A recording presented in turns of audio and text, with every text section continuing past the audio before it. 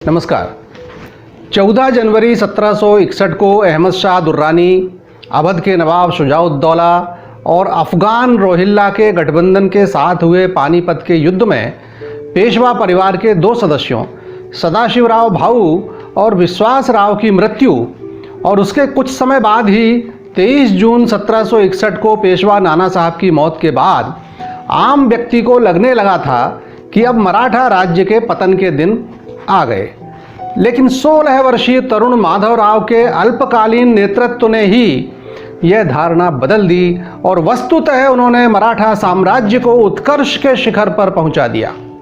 यह वह समय था जब हैदराबाद का निजाम अपनी खोई हुई जमीन को वापस पाने के बेचैन था, जिसे सदाशिवराव भाऊ के नेतृत्व में मराठों ने फरवरी 1760 में धूल चटाई थी।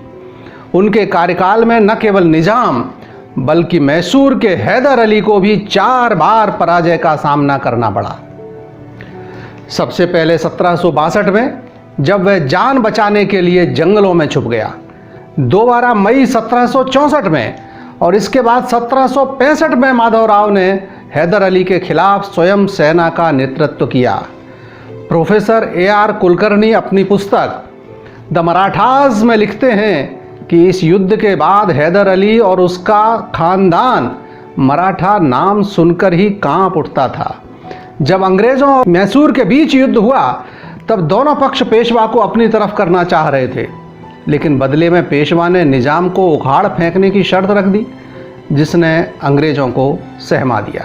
अंग्रेजों को लगा कि इससे मराठा साम्राज्य की शक्ति दुगनी हो जाएगी। राज्य के लोग मानने लगे थे कि उनका राजा राज्य कार्य में दक्ष है, पीड़ित जनता का मित्र तथा अपराधियों का कट्टर दुश्मन है। पेशवा माधवराव ने मराठा साम्राज्य को फिर उसी स्वर्ण युग में वापस पहुंचा दिया जहां वो पानीपत के युद्ध के पहले था।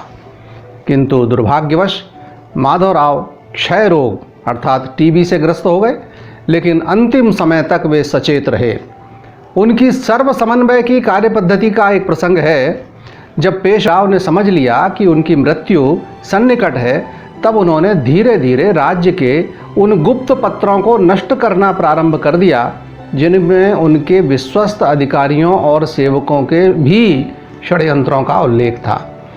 जब सखाराम बापू को यह पता चला तो उन्होंने उनसे भेंट कर ऐसा न करने का अनुरोध किया। इस पर उठने बैठने में भी असमर्थ पेशवा ने उनसे कुछ दूर रखे एक पत्र वेष्टन को उठाने के लिए कहा। जब बापू उसे उनके नज़दीक लाए तो उन्होंने उसे खोलकर पढ़ने का निर्देश दिया। बापू के आश्चर्य का ठिकाना नहीं रहा। उनके होश उड़ गए जब उन्हें उसमें स्वयं उनके लिखे ऐसे पत्र मिले जिनके आधार पर उन्हें दंडित किया जा सकता था। पेशवा के पास बापू के भी खिलाफ प्रमाण थे, किंतु उन्होंने बापू को कभी आभास भी नहीं होने दिया और उनका सतत राज्य के हित में उपयोग करते रहे। एक अभियान के दौरान उनके दो सैन्य अधिकारियों के बीच किसी बात को लेकर विवाद हो गया और दोनों ने मल्ल युद्ध के माध्यम से जीत हार का निर्णय करना चाहा। तो पेशवा ने दोनों से कहा, शारीरिक शक्ति से अधिक उपयोगी है दक्षता। तुम दोनों में से जो भी पहले जाकर परकोटे पर भगवा लहरा देगा वह विजेता। तो ऐसे थे पेशवा माधवराव। पेशवा माधवराव सबसे जीते, लेकिन अपने खुद के परिवार से हार गए। चाचा रघुनाथ राव को अपने भतीजे का प्रभुत्व पसंद नहीं था, जबकि उदारमना माधवराव ने सदा उनको सम्मान दिया। यहाँ तक कि जब रघुनाथ राव गोदावरी के दक्षिणी किनारे पर निजाम से संघर्ष कर रहे थे, तब अचानक दुश्मनों से घिर गए उनके प्राण संकट में आ गए। तब माधवराव ने अपूर्व पराक्रम व रणनीतिक कुशलता दर्शाते हुए न केवल उनकी प्राण रक्षा की, वरन हैदराबाद के वजीर को भी मार गिराया। लेकिन इसके बाद भी चाचा नहीं सुधरे, तो फिर संघर्ष भी हुआ और थोड़प के युद्ध में रघुनाथ राव की हार हुई। उन्हें पुणे लाया गया, लेकिन पेशवा ने उनके खिलाफ कोई कार्रवाई नहीं की, बस उनकी सक्रियता कम कर दी। नरवणे लिखते हैं कि पेशवा की अति उदारता एक गलती थी, क्योंकि रघुनाथ राव सुधरने वाले लोगों में से नहीं थे। और ये बात जल्दी सामने भी आ गई, सत्य सिद्ध हो गई। जब 18 नवंबर 1772 को पेशवा की मृत्यु हो गई तो उनके बाद उनके छोटे भाई नारायणराव सर्वसम्मति से पेशवा बने, किंतु 9 माह बाद ही उनकी हत्या हो गई। नारायणराव की हत्या एकदम उस प्रकार हुई जैसे कि दिल्ली के मुगल शासकों की होती आई थी। संभवतः सत्ता षड्यंत्रों को हमने उनसे सीख लिया था।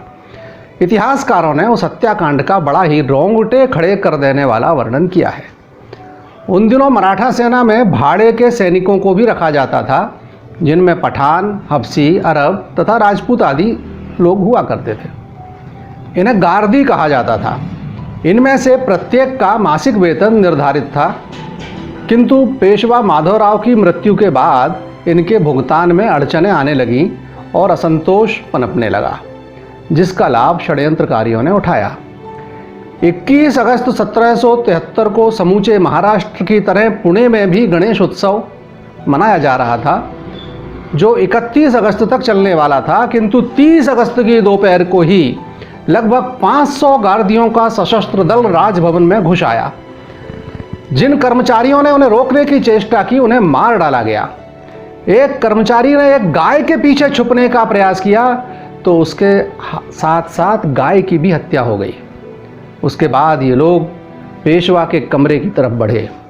भयभीत पेशवा नारायणराव अपने कमरे के पिछले दरवाजे से निकलकर अपनी चाची पार्वती बाई के कमरे में गए तो उन्होंने चाचा के पास जाने की सलाह दी।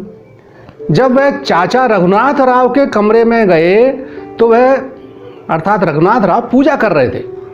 नारायण राव ने उनके पैर पकड़कर दया की भीख मांगी और कहा कि मुझे बचाओ, पेशवा आप ही बन जाओ। लेकिन तब तक गार्दियों की भीड़ भी वहां आ गई और तुल्या पवार पेशवा को दृढ़ता से पूर्वक घसीटकर बाहर ले गया और सुमेर सिंह ने उसके टुकड़े कर डाले।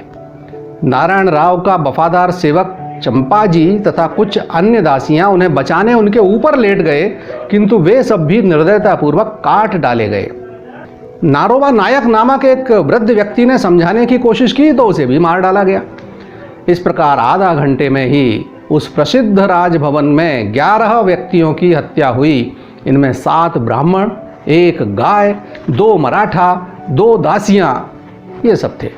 नासिक में जब पेशवा की माता को अपने अंतिम पुत्र की हत्या का समाचार मिला तो उन्होंने अपने जीवन की सभी सुख सुविधाओं को पूर्णतः त्याग दिया और नारियल के आधे खोल को भिक्षा पात्र बनाकर घर घर भिक्षा मांगने लगीं। 1 वर्ष से अधिक समय तक उन्होंने ऐसा ही जीवन जिया। जब मंत्रीगणों ने हत्यारों को पूना से निकाल दिया और नारायण राव की पत्नी गंगाबाई ने एक पुत्र को जन्म दे दिया, तब मंत्रियों के बहुत आग्रह करने पर उनका मन शांत हुआ। अन्य कोई वंशज न होने के कारण दुर्भाग्य देखिए, रघुनाथ राव ही पेशवा बन गया, किंतु उन्हें जन स्वीकृति नहीं मिली। उनके राज्याभिषेक का कोई महोत्सव नहीं हुआ। उसके बाद महाराष्ट्र में वह हुआ जो शायद ही इतिहास में कभी कहीं हुआ हो। न्यायाधीश राम शास्त्री ने 30 अगस्त को हुई हत्याओं की जांच पूरी की और रघुनाथ राव को ही मुख्य अपराधी माना। उन्होंने 50 व्यक्तियों को छोटी बड़ी सजाएं दी, लेकिन सत्ता तो रघुनाथ राव के हाथ में थी। दंड को कार्यान्वित कौन करता? उसने अपराधियों को बचाने के लिए भरसक कोशिश की। मोहम्मद यूसुफ को मुदोजी भोसले के पास नागपुर भेज दिया तथा तुल्या पवार और खड़क सिंह को हैदर अली के पास भेज दिया। इसी प्रकार सुमेर सिंह को इंदौर भेज दिया गया, जहां जुलाई 1774 में उसकी मृत्यु हो गई।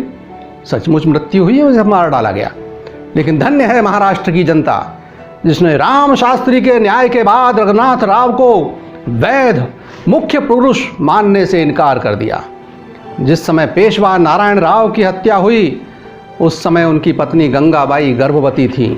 18 अप्रैल 1774 को उन्होंने जैसे ही एक पुत्र को जन्म दिया, नाना फडणवीस ने दरबार के 12 प्रभावशाली लोगों का एक गुट बनाया, जिसे 12 भाई कहा गया। इस गुट ने पेशवा रघुनाथ राव को गद्दी से हटाकर उस नवजात बच्चे को ही सवाई माधवराव के नाम से पेशवा घोषित कर दिया और नाना फडणवीस उस बच्चे के संरक्षक बन 12 भाइयों के साथ राजकाज देखने लगे। मराठा राज्य पर 12 भाइयों का शासन पुष्ट हो गया। 12 भाइयों ने मुदोजी भोंसले को मोहम्मद यूसुफ की रक्षा का भार छोड़ने को विवश कर दिया।